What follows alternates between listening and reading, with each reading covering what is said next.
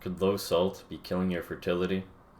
So, you've been following the government nutritional guidelines and can't seem to get pregnant. You go to your doctor and everything he suggests doesn't work and comes with side effects, or it's too expensive. Well, maybe the problem is that you're following conventional establishment wisdom instead of your natural human instincts. In this video, I'll show you all the negative impacts that salt restriction will have on your fertility and your newborn child. We can begin our analysis with recognition of the fact that since ancient times, salt has been recognized as essential to fertility. The goddess of love and fertility from Greek mythology, Aphrodite, is said to be born from salty sea foam. Salt was used in remedies for impotence, and it was associated with sacred prostitution.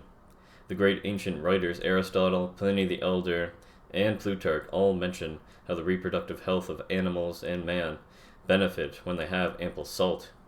A character of Plutarch maintains that, quote, "Some people say, indeed stoutly maintain, that if they merely lick salt, mice become pregnant." The ancients did not need fancy scientific instruments and randomized controlled trials to know that salt was needed for reproduction.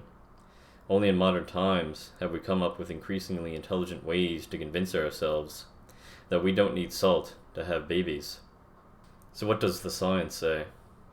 Well, in animals, low salt intake during pregnancy or lactation results in the offspring having increased amounts of or increased risk of fat mass, insulin resistance, resulting in diabetes or obesity, LDL cholesterol, the so-called bad cholesterol, triglycerides, high blood pressure, and kidney disease.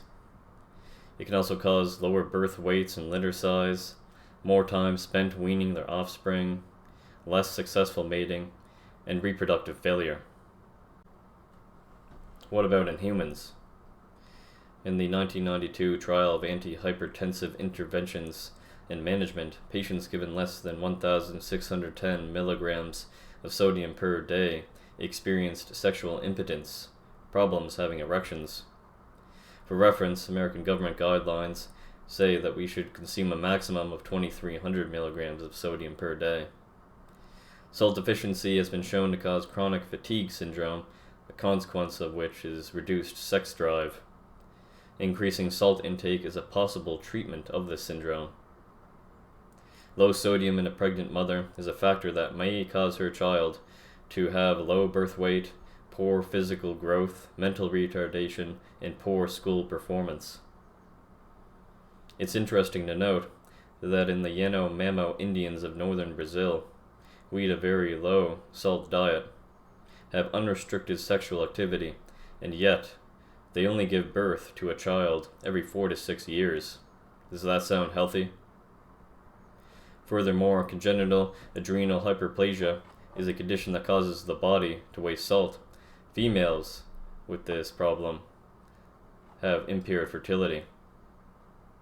Research shows that pregnant women being on a low salt diet is associated with more edema, swelling due to buildup of fluid, preeclampsia, which is high blood pressure during pregnancy, bleeding, and perinatal death, the deaths of fetuses during the period between 28 weeks after conception and 7 days after birth.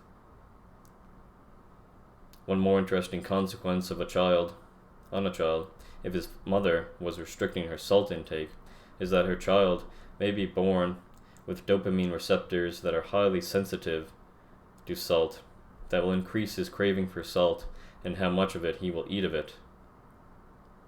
Because this will increase his brain's dependence on dopamine, he will be more susceptible to becoming addicted to refined sugar and drugs. That should scare you. So what about all those animal studies that show that high salt diets reduce fertility? The fatal flaw in all those studies is that they all force the animals to eat salt by putting it in their food or water. In nature, animals only seek out and consume salt when their body tells them they need it. That is why salt licks are given to animals so they can have the sodium they need. when their body tells them they need it in the proper amounts. As humans, we too should trust our instincts and have salt when we want it. The perpetuation of the human race depends on it. If you'd like to support me, smash that like button, annihilate that subscribe button, and drop me a question or donation by using the Buy Me a Coffee link in the description of this video.